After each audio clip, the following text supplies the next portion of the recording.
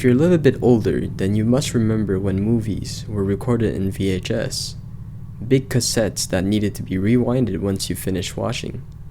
I'm not from that generation, but I always felt nostalgic by them.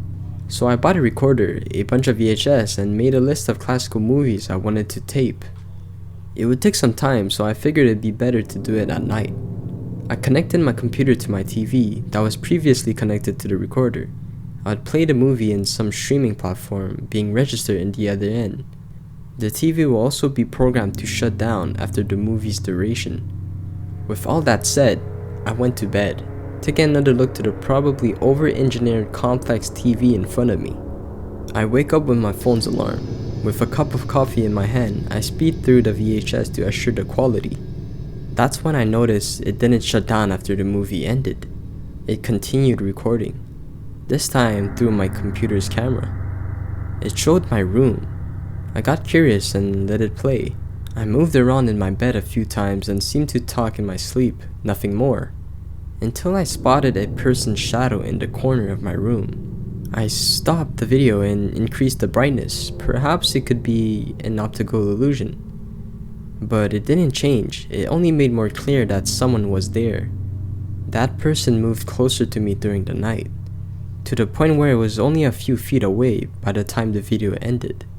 The VHS was rewinding as I picked my phone to call the cops.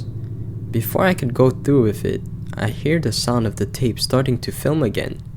I rose my eyes to it in confusion. It should have been ejected when I noticed the timer. Instead of the time going forward, it was going backwards, like the tape had the minutes already timed, and more strangely, it was only a few seconds. To my horror, I saw the shadow figure behind me through the camera. I started a police call and ran out of my room. I could only take a few steps before being pulled back, and hearing the sound of the tape ending.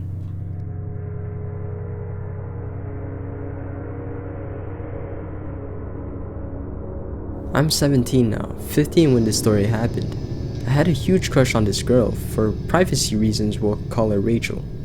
She was stupidly into scary stuff, and we lived relatively close to these massive woods on the outskirts of our town. As our first date type thing, we went to these woods, talking about stupid stuff, and we eventually saw an old cabin. Being 15 and all, and dumb as hell, we went into it. We entered from the open doorway, and graffiti on the walls were spotted, and all the characteristic of an abandoned house.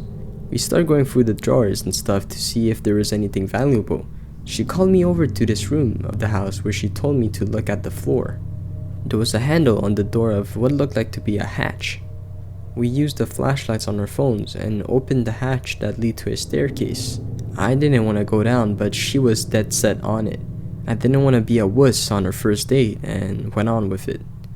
One thing we both noticed is the second we opened the hatch, a putrid smell came from it. And the smell was 10 times worse when we got down. There was flies buzzing around, and we found a trash bag in the corner of the basement. We also noticed that there looked to be a small puddle of blood on the floor. I told her we needed to get the fuck out of here, and she refused. At this point I was scared shitless. She said it was probably some prank.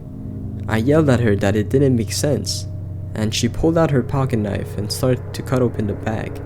She immediately puked after a hole was poked in the bag. Now I relatively have a strong stomach, but it took me everything for me to not to vomit with her. She continued to cut open the bag, and eventually it was all the way opened to reveal a body with its face beaten in. The face was unrecognizable. Rachel screamed and we ran out of the house. We were so deep in the woods that we had no cell phone reception. We ran out of the woods and called the police. We were told we'd be updated on the situation, but that never happened. Me and her are still traumatized from the incident.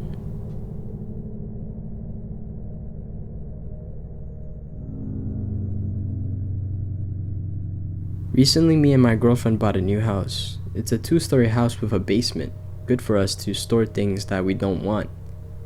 Everything was fine until weird noise started. Doors would open and slam, we could hear steps, and our dog wouldn't stop barking into nothing. One day we woke up in the middle of the night with the noise of our basement door opening and closing. My girlfriend stayed in the kitchen while I went to check. I knew I wouldn't find anything and was praying for that, but I still turned out the lights and called to see if anyone was there. Then everything went silent, deadly silent.